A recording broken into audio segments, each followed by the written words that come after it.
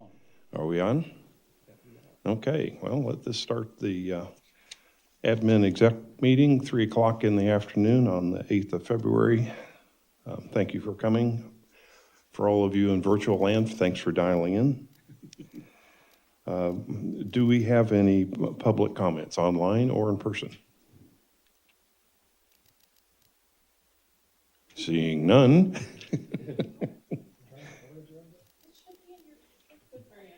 I've got an extra one here. Oh, he's got extra.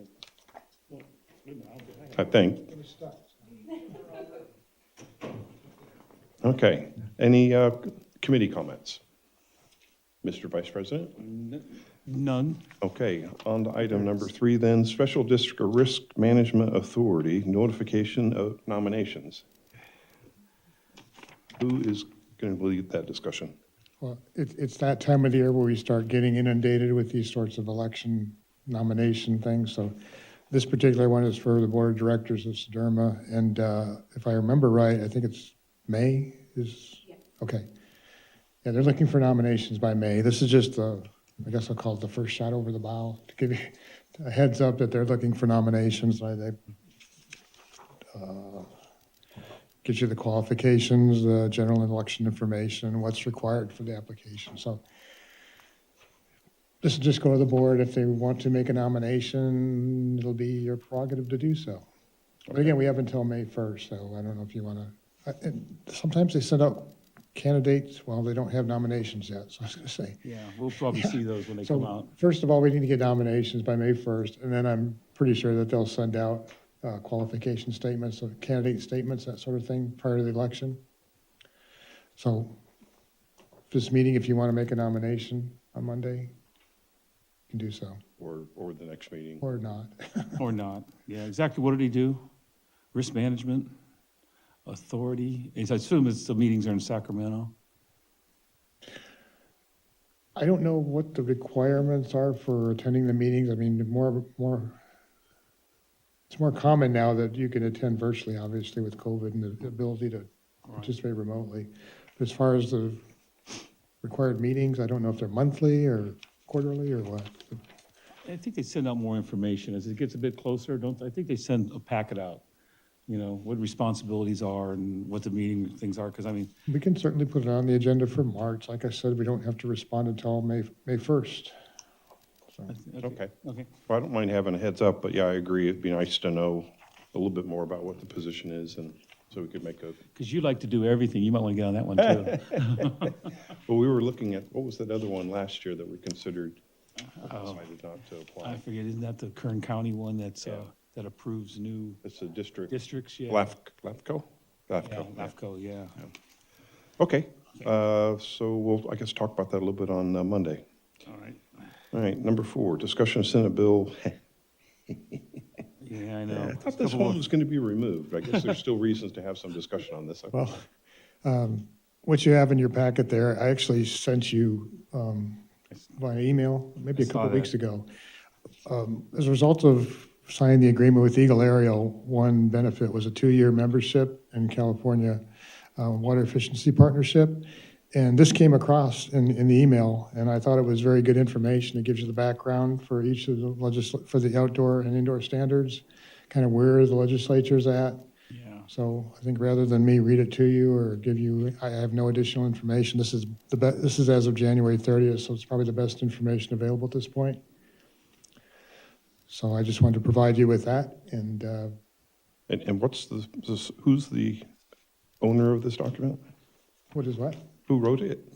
California Water Efficiency Partnership put it together. I don't, And they have they cite the resources on back where they got the information from, but okay.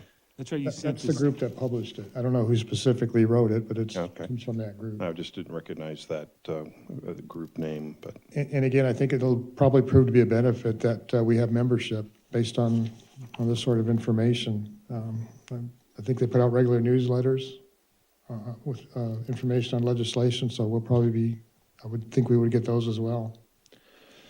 And it doesn't, yeah, I'm trying to interpret this a little bit. This chart is just residential standard evaporation factors to use. So there must be a formula somewhere in here about what they're coming up with for outdoor. I'm not sure that I know what it is. I saw this, when you sent this out by email, I thought, or I saw this before, yeah. Yeah. Yeah. And as you go through this, I mean, nothing is simple with this in Oh, terms, yeah. in terms of how they do determinations and. Oh, here it is. LAM times ETF times whatever that is. It's on the, I will tell you, and I believe I wrote it in the weekly update, that Aqua has started a new water use efficiency working group, particularly to address conservation and variances. And the first meeting was last week, but it was more of a general discussion. And I had to get off maybe 15 minutes early, so I in the chat, I chatted with Chelsea, and I said, are we going to be discussing specific variances during this meeting? yeah. And she said no at future meetings. So Okay. specific, I think there's 7 variances. Specific variances will be discussed in subsequent meetings. Okay. Does Aqua have an opinion on this? Are they reviewing it? Well, They have yeah, opinion that's- on everything. yes, they do, and that's why they have several working groups that are Yeah, okay. getting input from these various working groups, and then every other month, all those groups get together and report their progress and what their findings, and so Aqua can respond to the whole package, if you will. Okay. So they're gonna do it by formula. I'm just glancing at this formula. I see the big one is gonna be what they call the landscape area measurement. Everything else is just given to you. Everything's the evaporation factors, reference evaporation, ETOs, PEFs, all this is given to you by the state. Yeah, what we do here in some of these meetings is that there's really a push from the state to eventually transition to over what they call DIMS, dedicated irrigation meters for commercial and institutional customers. In the legislation, they're allowing what they call best practices for alternatives to determine landscape irrigation. But again, it's very clear that the message is you need to start transitioning over to dedicated irrigation meters over the next few years. Oh geez, that's gonna be interesting. Maybe new What- new home installations is a way to start, or? With I think this- they're more concerned with commercial. Yeah, at this right point, now. Commercial institutions, because they're the bigger users. But it wouldn't surprise me if that's the direction in the future as well. What this little formula reminds me of is, remember the actual use billing that we talked about years ago? Where you were assigned a certain amount of use depending on your need. I forget what that was called. Oh, budget billing, what budget? But was it, budget-based billing or something? Budget-based billing. So if you look yeah. at this outdoor residential water, we can make these comments later, but it dawns on me that this looks very familiar to that. And if you have a lot of property that you can claim can be landscaped, you end up with a whole lot of water, Whether you use it or not. Whether you use, you're entitled to a whole lot of water based on this formula. What this affects are the small homes and things more than anything else. And that's why I didn't like that type of billing, because people who had lots of property who could have, hundreds of HCF per month, hundreds, not just in the 80s or 60s or, hundreds and 200s based on those formulas. So we'll see where it goes. And plus, I think you made a mention, didn't you send an email today that references this about the work involved in reporting? Oh, the SAFER report? Yeah, Yeah, if you read some of that. I got a chance to, yeah. While Phil was talking, I was reading it. I started it last week. I talked to Renee about it a little bit. I talked to Jason because we've had to compile a lot of information. So I started it, and as I was going through it, I encountered a number of obstacles, such as, for example, well 9A hasn't been pumped for a few months, and they want an instantaneous flow rate and the date that you record, date and time you record, well, the date that you recorded it.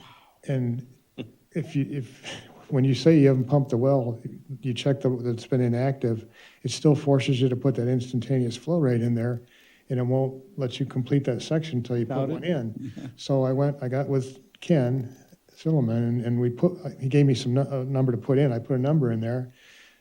But if you try to put in the actual date, which I think he gave me was something like November, October last year, Won't accept it. it says it won't accept it because it's not during the January. So you have to fudge that date. So what we're finding, and what I expressed in that one email, and Paul Helliker, I think his name is, responded the same way. He's just going to instruct his staff to put in bogus numbers. And I did that, but there's a comment section. I put in a comment that, this was the actual date, but I can't put it on there because you won't let me. And that was one example, and there's just several things like that, the way it's set up, if you don't put something in there, even if there's nothing to report, it won't let you complete the section. But I've been able to, I think that as we get into this, there's gonna be so much reporting and requirements that are, there's already a lot, and there's gonna be a lot more. And, I hate to be the one to recommend it, but I'm thinking that it may become almost a permanent position of some kind, or a part-time position. Because the more you pile on you, and the more you pile on these guys, just doing state reporting gets away from the day-to-day business of us. And it scares me a little bit, unless they change something to make it, plop a few numbers in and you're done. But, the time you must spend, I'll bet if you guys told me the time you spend already doing reporting for the state, I don't want to know about it. yeah.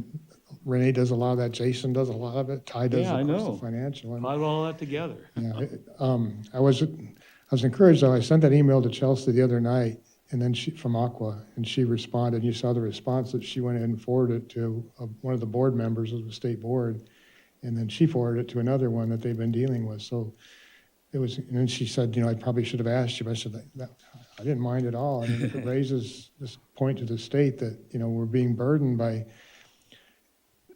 doing these reports, and this one is really comprehensive, and I believe they said the intent, because I was on their so-called brown bag presentation last week during lunch. Their intent is to have it replace some of the other reports that we're doing ultimately, but for the time being, we're having to do we're still doing the report at the beginning of the month, the report at the end of the month. Now this report. Did I see some in your comments, or their comments too, that they're not even sure what they're going to do with this information? They don't even know yet what they're going to use it for? I can't imagine what they're going to do. There's the one comment that Paul made. I think he said there's over 1,000 water suppliers in the state, and 400 are members of Aqua, 400 plus. Getting all that data, and for example, I know it's just focusing on, but the instantaneous flow rate taken during the month. What are you going to do with that? What does that have to do with drought? Mm-hmm. Yeah. I can understand certain information, like what is your pumping level, what's your static level, how old is your well, those kinds of things. But some of the information they're asking for is just information I cannot imagine that they're ever going to use. Are they even going to look at it? If you've got 1,000 of these people filing reports, I don't think they have the staff to go through and read all this. And Well, be careful about complaining about the burden on the workforce, because that'll be in another data point they'll ask you for. Yeah, no, It's a monthly report on how much. Yeah, that's right. What's the burden? Yeah.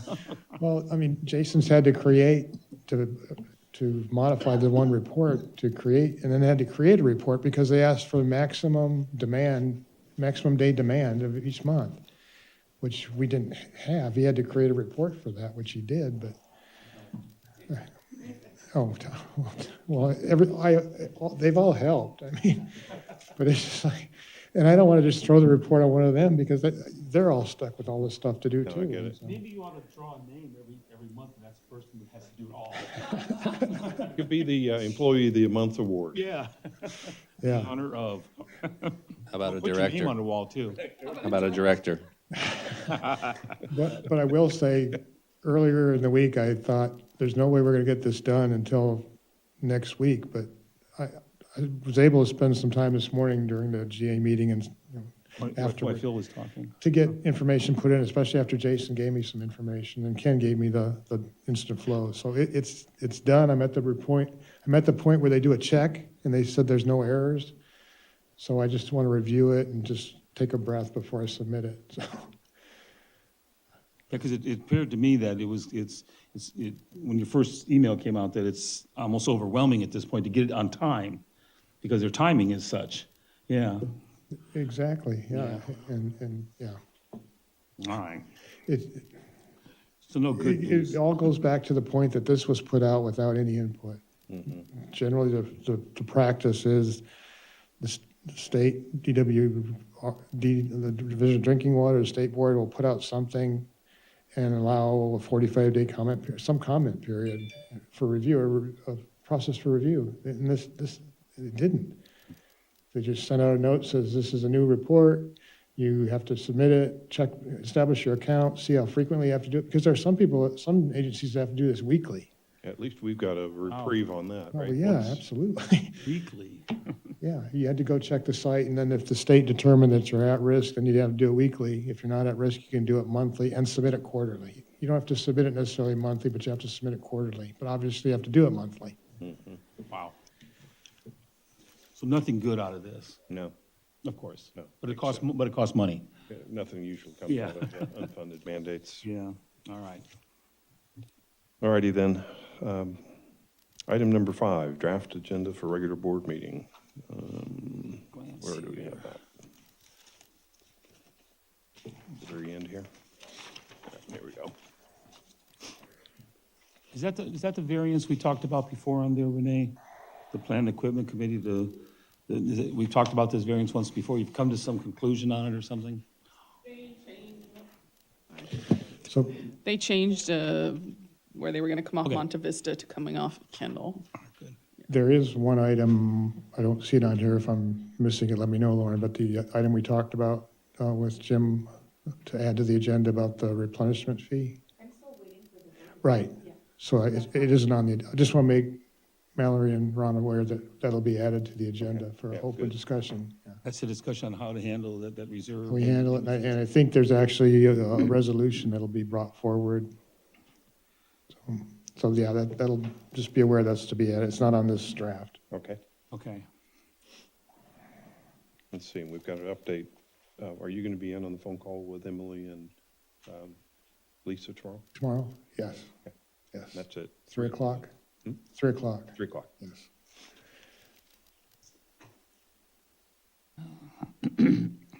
Oh, I see we have construction meter rates on here. That's Chuck's request, right?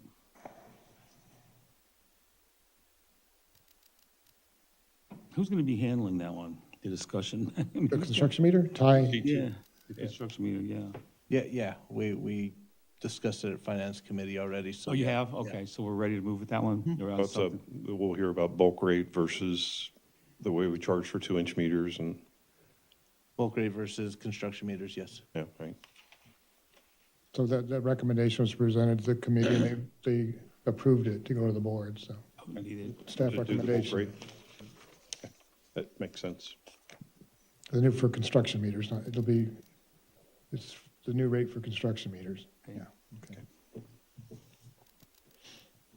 Let's see what else is on here. Should be a lively discussion with the GA on E. Yeah, I'm sure Chuck will have a few things to report of interest. I do have a question. I don't know if it's part of the GA discussion or it will be. And you may want to get this to Jim, and he probably heard it at their meeting, and I wrote it down. Of course, my papers all fell out of my hand on the way in, so I don't know how to. It was that agreement that Keith announced that they came to with the Navy. The joint agreement 4-0 to, vote. what's that? Yeah, the 4-0 vote vote, I think he announced on a closed session. What was the title of that? I forget it. It sort of scared me a little bit, thinking that is it something that Jim wants to tell us about or what it all means? And that's where I got, like I said, a bit concerned about it. It was a Yeah, joint agreement with the Navy to join the GA. I appear to join the fight against the adjudication. I didn't hear the first part of Keith's report. I was on a phone call, so when I hopped on, he was talking about the 4-0 vote and the fact that Director Griffin wasn't in there, and that's all I heard. Yeah, and, here, do I have it written down here? Darn, you move on if you like with the rest of it. Let me see Yeah, if I, while you're looking for let me that, see if I so can spot what that was. on the topic of the replenishment fee discussion that we're going to have, are we going to exit closed session and then make an announcement during open about what we're going to plan to do, or is that going to, how's the word going to get back out to the public? I don't know how Jim's going to word it. I think the intent is to have a discussion in open session. In open, okay. Yes. It's open Yeah. session discussion, yeah. Yeah. I don't know, I'm looking at item G4. I don't know that we need to have construction meter fees on there, so, okay. It's not jumping out on me. Where's it on the agenda? What's that? The discussion on replenishment fee, where's it on the agenda? No, that's what I was mentioning earlier. We Well, don't Jim's have going it to be yet. bringing it forward. Okay, Jim has to give that to Lauren so she can put it on the agenda to post it. fair enough. The, Jim probably heard exactly what, I'm sure he did, I'm sure he heard exactly what Keith announced when he came out of closed session. I don't know because I was on the call with him, so I don't know if he got. I'll try to find it, but basically he announced that it was. Look at the video. It was an agreement to join forces of some kind. Did you listen to it? I forget what the term he used was. Join forces. Yeah, is, Some kind of joint defense thing. yeah, joint defense Yeah. thing or something. To defend the United States or what? I don't know. Against adjudication, it sounded like. Yeah, it's about the adjudication. Oh, okay. So Against- Jim against needs to be Chinese aware of foods. that because I was going to question him and say, how can that, what's that going to do to us? Okay, Yeah, all right. yeah, definitely find out if you can. I don't know what I did with it. My They'll paper probably was have walking the the- house, yeah. Hopefully they'll have the video posted by later or tomorrow. Yeah, take a glance at it. Was at the very beginning of the meeting? Oh, yeah, it's as soon as they came out of closed session. Usually. I'll look it up. I missed that part. I got tiled in about noon, so. I guess they started closed session at 10, and for some reason on the agenda, it said would start no later than 10:30, so I was thinking they were gonna start at 10:30. I didn't get on, which is probably okay, because they usually exclude us anyway for most of closed They were session. waiting on, what they were waiting on, as I told you, when they came out of closed session, Keith made a motion for Chuck to come back there. So he went back there. And so everybody was ready to go, so they were waiting for whatever was going on back there to be done. And so Chuck came, Keith came out, then Chuck, and then Phil Hall. So I don't know what happened back there, but that's why the meeting got held up. They would have started at 10:30, but because of that, they waited. Probably spanked them. Threatened to. Okay, well, I don't see any other No, I don't see anything that needs to we be. need to make. I think we ought to put a time limit on the staff update, managers, maybe 3 minutes or something to go through all 12 items. The guy that used to do commercials spoke real fast years ago. That's right, remember that? Yeah. Okay. I don't see anything. Nope. I think we're good to go. Do we have any future agenda items that we want to talk about? Nope. Okay. Me neither. We're on item number 7. I'll call the meeting over at 22 minutes after 3. You run a very efficient meeting. Thank you.